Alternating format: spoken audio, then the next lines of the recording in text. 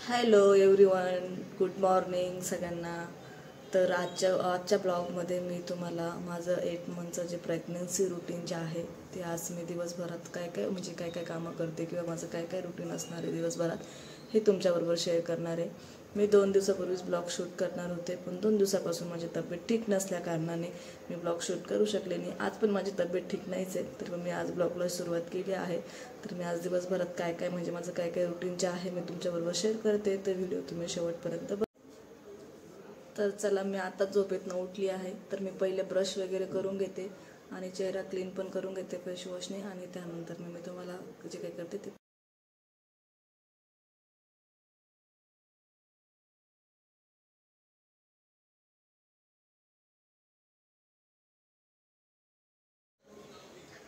आता मी फेसवॉश करून घेते आणि फेसवॉशसाठी मी सेटॅफिलचा जे फेस क्लीन्झर आहे ते वापरते मॉर्निंगमध्ये. तर मी आता फेस क्लीन करून घेते.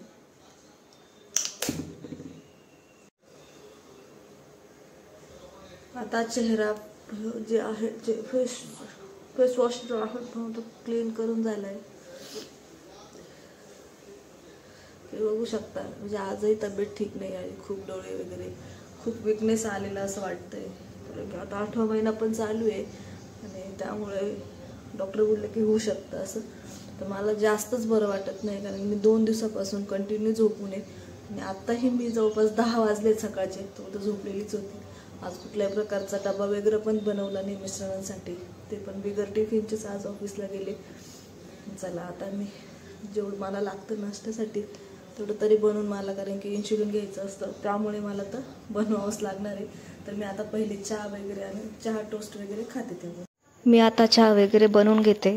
तर चहा बनवण्यासाठी मी आधी फ्रीजमधून दूध घेते आणि गॅसवरती एका पातेल्यामध्ये मी चहा बनवून घेते.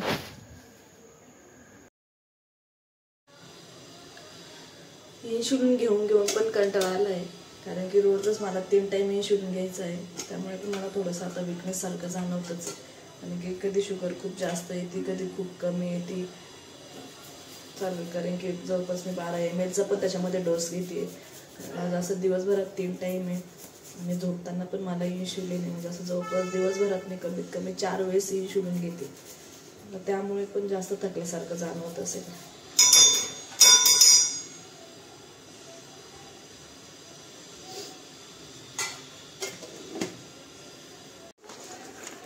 आता मी पहिले इन्शुलिन चेक करून घेते, तुम्हालाही दाखवते. इन्शुलिन चेक करण्यासाठी हे काउंटर प्लस जे आहे ते त्यांचं मशीन आहे काउंटर प्लसचं. त्यानंतर त्याच्यासाठी हा आपल्याला ब्लड काढण्यासाठी हा पेन लागतो आणि ह्या ज्या स्ट्रीप आहेत आपण म्हणजे त्याच्याने चेक करू शकतो.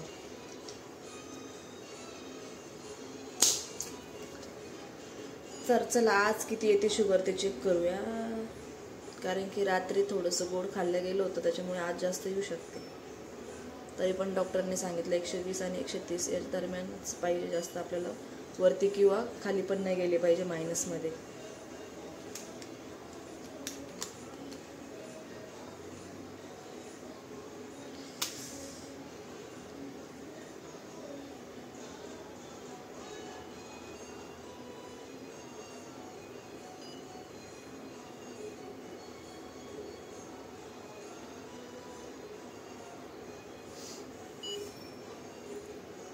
एकशे 37 आलेली शुगर.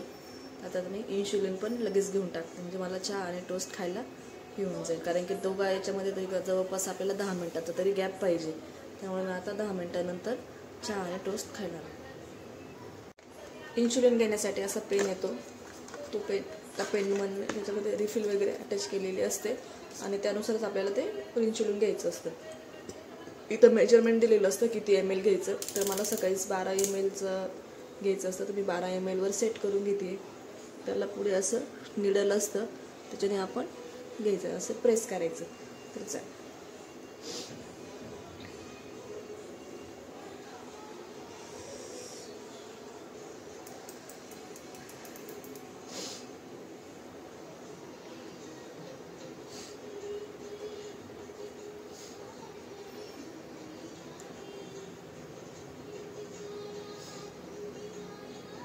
आता इकडे चहा पण रेडी आहे, तर आता मी चहा पिऊन घेते.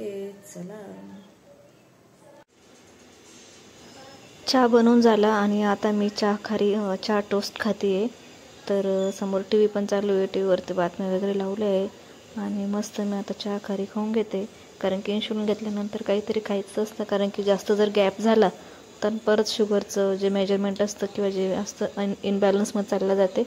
त्यामुळे मी आता नाश्त्यासाठी पटकन पहिले चहा टोस्ट खाऊन घेते, कारण नाश्ता बनवायला अजून वेळ लागेल. तोपर्यंत आता भूक पण लागली आहे, त्यामुळे मी आता चहा टोस्ट खाते.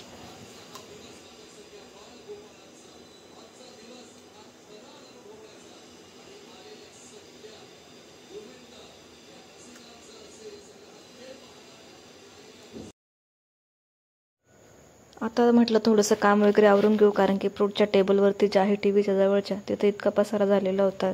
सगळे कपडे बिपडे काय जे असेल पसारा, वया पुस्तकांचा किंवा आपले जे रेग्युलर म्हणजे ज्या टॅबलेट्स आहेत त्या भरपूर तिथे पसारा झाला आहे. म्हटलं थोडंसं पसारा पण आवरून घेऊया, म्हणजे आता घर वगैरे पण आवरायचंच आहे. म्हटलं थोडंसं मग आता थोडं कामाला सुरुवात करू, कारण की एकच वेळेस एवढं कामाला होत नाही. बाईची जात म्हटलं तर घरातले कामं संपतच नाही. म्हटलं आता मशीनला कपडे वगैरे लावून घेऊ पहिले. तर आता बाथरूममध्ये पण बादलीभर कपडे जमा झालेले आहेत, ते पण मी आता मशीनला लावून घेते. आणि मिस्टरांचे पण 2-3 ड्रेस धुवायसाठी पडलेलेच पेंडिंग 2-3 दिवसापासून, ते पण मी आता याच्यामध्ये मशीनमध्ये लावून घेते, जेणेकरून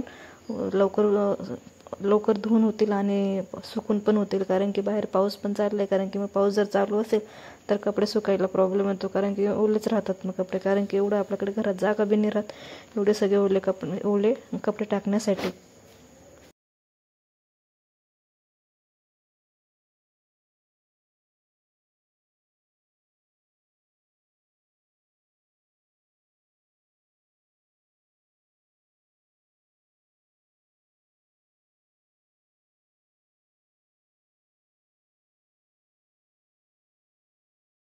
एका बाजूला मी मशीनमध्ये जे कपडे आहेत धुण्यासाठी लावून दिले आहे, आणि किचनवरती तितका भांड्यांचा पसारा होता, कारण की रात्री बरं नव्हतं, त्यामुळे रात्रीचे पण भांडे तसेच पडलेले होते.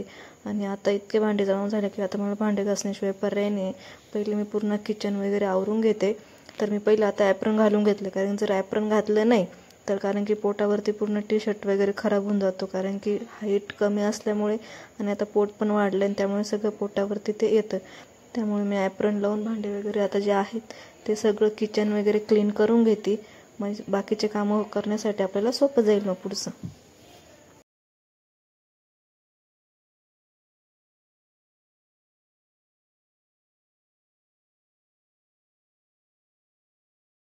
आता पूर्ण किचन माझा जो आहे तो आता पूर्ण क्लीन करून रेडी आहे, म्हणजे गॅस ओटा वगैरे पूर्ण क्लीन करून रेडी आहेत आणि भांडे पण पूर्ण धुवून वगैरे झालेले आहेत. तर मी आता पुढे नाश्त्याची तयारी करणार आहे. आता नाश्त्यामध्ये जर बघितलं तर मी आता नाश्त्याला पास्ता बनवते, कारण की दुसरं पण काय खायचं ना, त्याच्यापेक्षा म्हटलं थोडंसं तिखट खाऊशी झालं, त्यामुळे म्हटलं थोडं तिखट पास्ता वगैरे बनवूया. तर मग पास्ता बनवण्यासाठी मी आता इकडे एक छोटा टोमॅटो घेतलेला आहे, तो आता बारीक चिरून घेते आहे. आणि त्यानंतर एक बारीक कांदा घ्यायचा, तो पण बारीक आपल्याला छान चॉप करून घ्यायचा आहे, म्हणजे बारीक चिरून घ्यायचा आहे.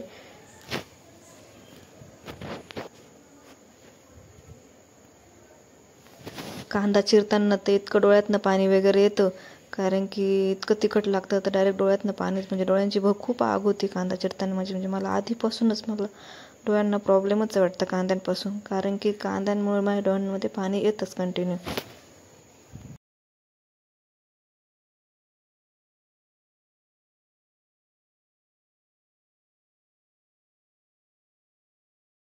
आता चिरलेला बारीक कांदा आणि टोमॅटो आपण छान परतून घेऊया. मी आता परतवण्यासाठी गॅसवरती कढई ठेवते. कढईमध्ये 2 चमचे तेल टाकते आणि एका साईडला आहे ना मी पास्ता शिजवण्यासाठी गरम पाणी केलं होतं, त्या गरम पाण्यामध्ये पास्ता चांगला शिजवून घेते, म्हणजे लवकर होऊन जाईल. त्यामध्ये मी पास्ता बनवण्यासाठी आपण पास्ता मसाला जो आहे तो मी त्यामध्ये वापरते.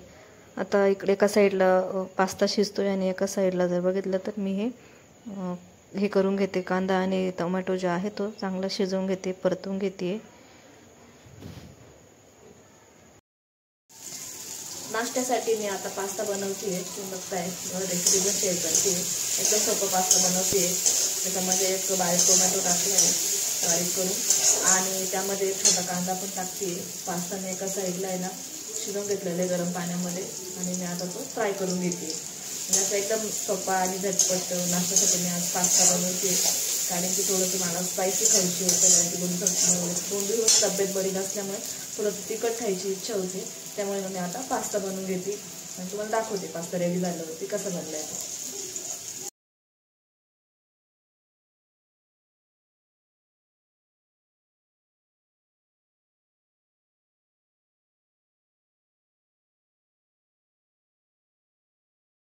पास्ता छान आपल्याला शिजवून घ्यायचा आहे, चांगला नरम होईपर्यंत, नाहीतर मग तो एकदम असं रबरसारखा लागतो. आता हे पाण्यात मी छान उकळून घेतलं आहे. उकळताना थोडंसं तेल टाकायचं, जेणेकरून तो पास्ता एकमेकांना चिटकत नाही, पूर्ण असं मोकळा मोकळा होतो.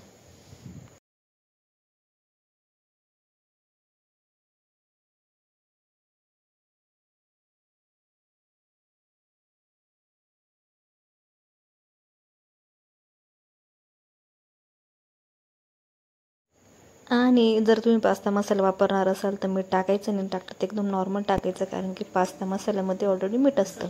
पूर्ण पास्ता असा रेडी करून घेतलेला आहे, बघू शकता एकदम छान वास येतोय. तुम्हाला खायची खूप इच्छा झाली, पहिले मी आता पास्ता खाऊन घेते.